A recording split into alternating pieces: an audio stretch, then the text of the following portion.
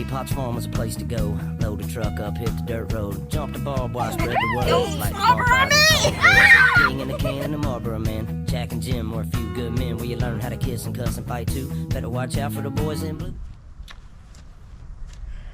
Alright folks, back again for another one. This is going to be a quick short one, at least if I don't ramble on too much. Anyway, I am going to show you for an upcoming project kind of what we got going on. So follow me in here and we'll start. Alright, excuse the lighting, it ain't the best. Okay, so this is my enclosed trailer slash mobile workshop, and for power, this is pretty much what this video is going to be about, is powering basically, I guess, off-grid, or your options, having options. So in this setup, the lights and everything are run off of DC power, 12 volts. So I've got a big 100 amp hour LiFePO battery here, and the plan is to order probably 3 more of these, so $200 something a piece. I'm just ordering one, wait a week or two, order another one, wait a week or two, order another one. They're not going to stay up here, they're going to get moved down there. But in the meantime, this is where they're at. So I've got 2 solar panels on the roof creating 100 watts a piece. I also want to add 2 more. I have room for 4 100 watt panels, so 400 watts total. This is a small solar charger. It's a 30 amp. It's good for those 2 panels, maybe 1 more, but you're kind of pushing it. So essentially what you have is you have solar panel up on the roof charging the LiFePO battery. Going out of that, we go to, actually we don't, we go to this here master switch. Now this master switch, it either puts it on battery power, so the whole solar setup, or I have a AC to DC converter. So this is good for 50 amps of 12 volt DC power. So depending on where this switch is, we'll either pull power from the battery or pull power from this converter. From this switch, it goes to these 2 distribution blocks, so basically positive and a negative, and then from there to a fuse panel, and then from the fuse panel out to each individual circuit. So this is my inside lights, this is my outside work lights. I don't have too many 12 volt features running in here at the moment. So that covers this little section. Now come over here to this rat's nest, and this is the bigger one. So I have a plug mounted on the outside of the trailer excuse me, right here. It's a 50 amp twist lock RV plug. Now I have 2 cords made up for it. So one that goes to 220 power, 50 amp 220 RV plug, shore power, or the small one, which is just hooks up to a regular, 15 amp 110 volt plug. Now that brings power into this switch right here. So you can see one, I've got shore power written up here, and then aside from that, we have a genset mounted on the front. This is a 8,000 running continuous 10,000 surge DeWalt generator, and you can see another pass-through bulkhead fitting with a plug here. Now I did it, instead of hardwiring it, I did it with a plug, because if I want to run a bigger generator, I can unplug from there and plug straight into a big generator if I needed to. So we have generator power outside that is feeding 220. So I can basically click over one more, go to spot 2, and that feeds generator power to the breaker box. And then spot 3 is a 12 volt inverter.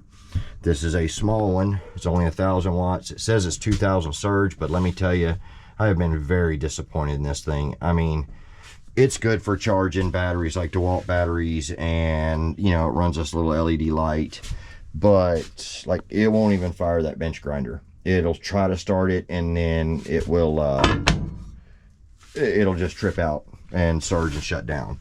So I have ambitions for a much bigger inverter in the future. That being said, so you have 1, 2, 3 options to cover you for AC power. Coming out of this feeds this little small breaker box, and basically I've just got a bunch of 20 amp circuits and one 40 amp 220. You notice it's off, and that's because I'm plugged into shore power on only 110 volts. But this thing is 220. That's a 3-phase induction motor run off of a VFD, variable frequency drive. So basically that's 220 power. Hold on. So now this is my setup. This is how I've got it set up. I've got plug boxes. There's one back there. I have intentions of putting a drill press right here. Don't know if it's going to happen. Little shelving unit back here holds all my stuff. Plug there, and a plug right here by the front door. So that's pretty much how mine's set up. Now this is a 6 by 12 foot trailer, I believe. It's tight in here. It's very tight, but it works. So my mobile shop, my welder. This generator does not belong in this trailer. I am just moving it for somebody, or I brought it home for what I'm fixing to show you. So basically, a good friend of mine has just bought a really nice 7 by 14 trailer, and he wants it rigged out like this.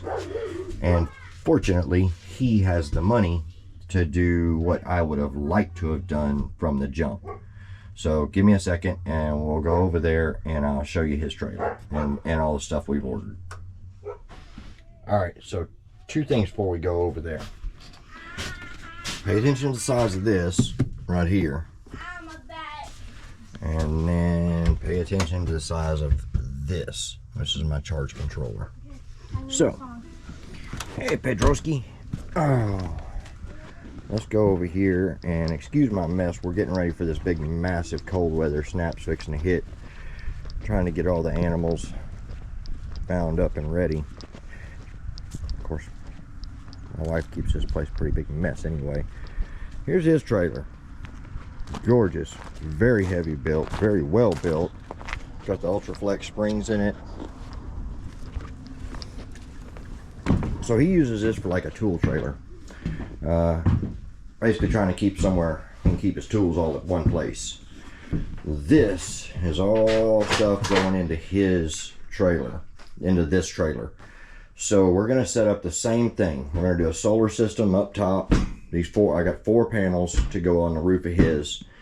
We're probably going to put 2 more. We want to get the 4 up there and get them laid out, see how it looks, and see how much room we got. That is his power inverter. So that yellow thing that was in mine, that DeWalt 1000 watt, yeah, that is a 6,000 watt, 17,000 watt surge, pure sine wave, split frequency, 220 power inverter. It actually has 2 separate 120 volt legs to make 220, so I can actually run stuff like my welding machine and stuff like that. With enough batteries set up, he could run his house with this. I mean, he could literally plug the trailer in if we ever had a power outage. He could plug the trailer into his house and run his house off of that inverter. Everything we're doing here is much, much, much bigger. This is the AC to DC converter. It is good for 75 amps. It's basically, that's one they use in an RV. 300 amp circuit breaker. What is this? I don't even remember what this is. Oh, so this thing is actually 24 volts. And so we're going to run everything in a 24 volt series. This is a step down converter that will take everything down from 24 volts down to 12 volts. Same thing, I got 100 amp breaker panel for him there. Fuse panel here. That's a 50-foot roll of 10-4 SOOW wire. So this is a remote panel for this. The idea here is I am going to wall off a section here and completely enclose it, and it's going to house the power inverter. Check this out, the little 30 amp charge controller that here, I'm gonna try to put y'all down for a minute, sorry. Okay, the little 30 amp charge controller that I have in my trailer. Yeah, look at this big boy right here. And this is not really a big one, but compared to mine it is. So this is a 100 amp solar charge controller. Let's see if y'all can see that. 100 amp solar charge controller. This is what's going in here. So he's got that. And this one as well has a remote mounted screen that, damn, the lighting sucks in here. I'm sorry folks, I hope y'all are seeing this. Oh goodness. So back to my cabinet. We're gonna build a cabinet in here. It's gonna house the charge controller, the inverter, the breaker box, the basically house everything. And then on the front of it, it is just gonna be a control panel.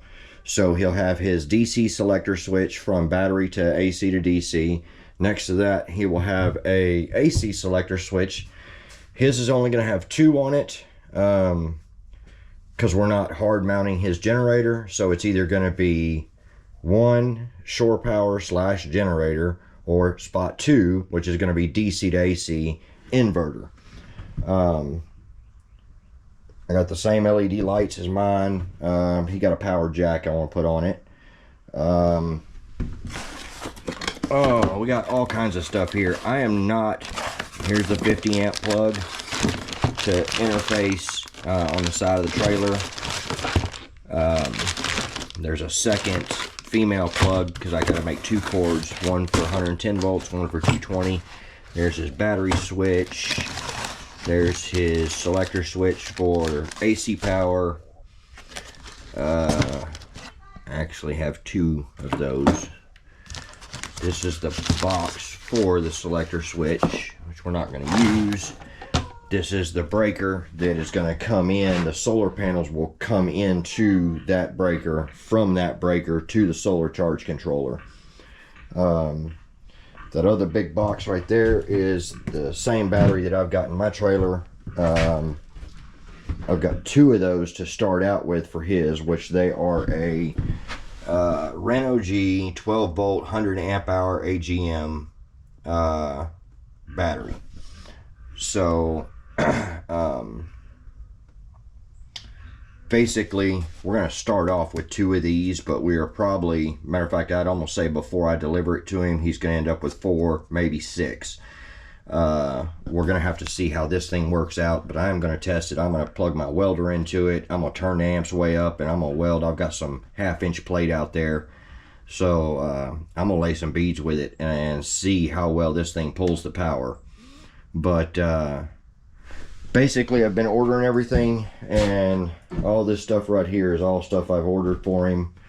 And so I'm going to do a video on basically putting all this stuff in and building out that cabinet and wiring everything up. And this trailer, at the end of it, when he's done, he should be able to basically jump up and say, I want to go anywhere, and be able to have full power as if he was sitting at home. So if he wants to run, you know, 220 items, cool, no problem. You want to run 110 volt items, once again, no problem. This trailer is going to have full power capabilities, whether it's plugged in or not. When he's got it at home, he can keep it plugged in. When he's got it out and using it, he can run it off of the solar and the inverter or generator. That little red Honda in there, that's going in this trailer. The other thing we want to do is it's got these vents out here on the side, and they sell these vents with two little like computer fan, or little fans like for computers. They put two of them in there that are 24 volt. You can get them at 12 or 24. And I'm basically going to go on so you got an intake on this side on the front, and then if you come around to the other side, you've got one, should be low in the back right here. So what we're going to do is we're going to put those fans right here blowing out, so it's going to suck air out, in which case draw a vacuum inside here, sucking fresh air in from outside. So that way in these 100-degree summers, there's air moving through this thing. And they're really low amp draw, so obviously the solar charger will take care of it, no problem. But even if it doesn't, you know, if he's at home, he can have it plugged into shore power. So that's pretty much what we're up to. But look for a video coming on building out that trailer soon. We've got this Arctic blast coming down this week. I wanted to work on it all weekend this weekend and video a bunch, but instead we're having to get ready and get all the critters like these guys. What are you doing, Bacon? Huh? I'm gonna call you Bacon. You're Sausage. I don't know what we're gonna name you. Pork Chop? Yeah, Pork Chop fits. You're the biggest one. Anyway, all these guys have to be able to go inside and have heat and be protected. So yeah, that's pretty much what we're up to this weekend. But look for that video coming, because that's one of the projects I have that I've got to get finished up and get it back to him. But basically the cool thing is the guy's got the money to, and giving me carte blanche. Get whatever I need, whatever I want to do. I have the idea of what he wants to use the trailer for, so as I'm installing, if I find we need something else, or there's something that would be better, then go ahead and get it done, get after it. So this ought to be a pretty cool project. I can't wait to see the outcome of it, and I'm curious to know, those of you that have experience with solar, let me know if there's something I could be doing better. I mean, the panels I've ordered are not super expensive panels. I don't know, I'm pretty new to solar, so I don't know what the benefits are of spending money to buy the $600-800 panels versus the $100-200 panels. But I'd be curious to know. And so if any of y'all have any information in it, man, please drop a comment and let me know if there's something better, or a better way to do something I'm doing. You know, let me know. I'd be curious. The AC transfer switch is rated at 52 amps. So the trailer is going to be limited to 52 amps of draw at one time from any given spot. But, you know, 50 amps of power is still quite a bit for when you're out and about. You want to run a table saw, or you want to run a chop saw, or whatever. Doesn't matter. You don't have the power to do it now. So that being said, see you on the next one. And like I said, next weekend I will be spending the entire weekend working on that trailer.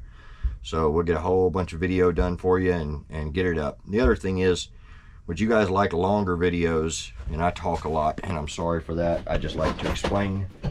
But like on that trailer, would you rather see fewer but longer videos on the installation, or would you rather see shorter videos that are like a multiple part series, say do 6 videos about the install?